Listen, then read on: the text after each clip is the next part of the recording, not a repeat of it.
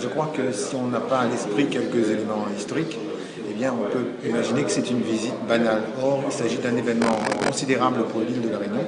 Pensez qu'il y a 200 ans que les Indiens sont venus ici pour travailler. Les premiers Indiens, d'ailleurs, sont venus un peu plus tôt, au XVIIe siècle, au XVIIIe siècle, pardon.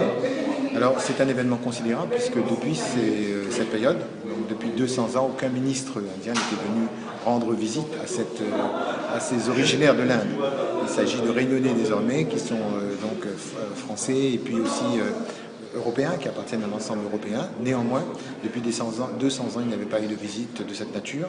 Pensez que ce pays, l'Inde, qui possède aujourd'hui un taux de croissance qui flotte avec les 7 et 8%, aujourd'hui rencontre une île qui est la nôtre, avec un taux de croissance en dessous de 2%. Il y a aussi, je veux dire par là, qu'il y a aussi des intérêts autres que la culture. Ce n'est pas qu'une affaire affective, cette visite-là, c'est aussi un événement avec des éléments périphériques qui ne sont pas des moindres.